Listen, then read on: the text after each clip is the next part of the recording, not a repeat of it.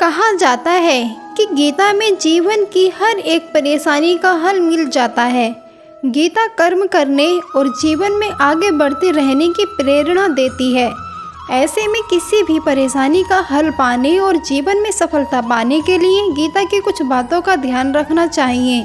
माना जाता है कि जो भी व्यक्ति गीता की इन 5 बातों का जीवन में अनुसरण कर लेता है वह हर काम में विजय हासिल कर सकता है। तो आइए जानते हैं भगवत गीता की वह 5 बातें जो हमें सफल बनाएंगी। भगवत गीता से हमें पहली बात सीखने को जो मिलती है वह है स्वयं का आकलन।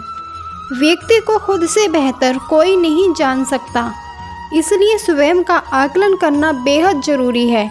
गीता के अनुसार जो भी व्यक्ति अपने गुणों और कमियों को जान लेता है वह अपने व्यक्तित्व का निर्माण करके हर काम में सफल प्राप्त कर सकता है। मन पर नियंत्रण। कहा जाता है कि कई बार हमारा मन ही हमारे दुखों का कारण बन जाता है। गीता के अनुसार जिस व्यक्ति ने अपने मन पर काबू पा लिया वह मन में पैदा होने वाली बेकार की चिंताओं और इच्छाओं से भी दूर रहता है। साथ ही व्यक्ति को अपने लक्ष्य को भी आसानी से प्राप्त कर लेता है। तीसरी बात सीखने को मिलती है क्रोध पर काबू रखें। क्रोध में कोई भी व्यक्ति खुद पर नियंत्रण खो बैठता है और आवेश में आकर गलत कार्य भी कर देता है। कभी कभी गुस्से में व्यक्ति खुद पर अहित कर बैठता है, इसलिए क्रोध को खुद पर हावी नहीं होने देना चाहिए। गीता में श्री कृष्ण ने बताया है कि यदि गुस्सा आए तो स्वयं को शांत रखने का प्रयास करें। चौथी बात सीखने को मिलती है फल की इच्छा छोड़ कर्म पर ध्यान देना चाहिए। गीता में भगवान श्री कृष्ण के उपदेश के अनुसार मनुष्य को फल की इच्छा छोड़कर कर्म पर ध्यान देना चाहिए, क्योंकि मनुष्य जैसा कर्म करता है उसे फल भी उसी के अनुरूप मिलता है। 5वीं बात सीखने को मिलती है स्पष्ट नजरिया। गीता के अनुसार व्यक्ति को संदेह या संशय का स्थिति में नहीं रहना चाहिए। जो लोग संशय का स्थिति में रहते हैं उनका भला नहीं हो सकता है। जीवन में स्पष्ट नजरिया होना चाहिए। गीता में भगवान श्री कृष्ण कहते हैं कि मनुष्य को वस्त्र बदलने की जगह हृदय परिवर्तन पर केंद्रित करना चाहिए। गीता के अनुसार जवानी में जिसने ज़्यादा पाप किए हैं उसे बुढ़ापे में आकर भोगना पड़ता है।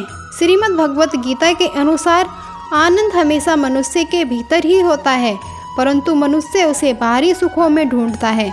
भगवान की उपासना केवल शरीर से ही नहीं बल्कि पूरे मन से करनी चाहिए। भगवान का बंधन उन्हें प्रेम बंधन में बांधता है। मनुष्य अपनी वासना की वजह से ही पुनर्जन्म लेता है। मनुष्य अपनी इंद्रियों को अगर अधीन में कर ले तो उसके जीवन में कभी विकार और परेशानियां नहीं आती हैं। संयम, सदाचार, स्नेह और सेवा जैसे गुण मनुष्य में कभी भी सत्संग के बिना नहीं आते हैं। श्री कृष्ण कहते हैं कि मनुष्य को स्वयं को ईश्वर में लीन कर देना चाहिए। ईश्वर के सिवाय मनुष्य का कोई नहीं होता है। इसके साथ ही यह मानकर कर्म करना चाहिए कि वह भी किसी का नहीं है। भोग से मिलने वाला सुख क्षणिक होता है, जबकि त्याग में स्थायी आनंद मिलता है। श्री कृष्ण कहते हैं कि सत्संग ईश्वर की कृपा से मिलता है, परंतु कुसंगति में भी मनुष्य अपने कर्मों से पड़ता है। दोस्तों, उम्मीद करती हूँ कि आपको यह वीडियो पसंद आई होगी। दोस्तों, अगर आपको यह वीडियो पसंद आई है तो वीडियो को एक लाइक करके कमेंट में जय श्री कृष्णा जरूर लिख दें और बेहद ही तसल्ली के साथ हमारी ये कहानी सुनने के लिए आपका बहुत बहुत धन्यवाद। नमस्कार।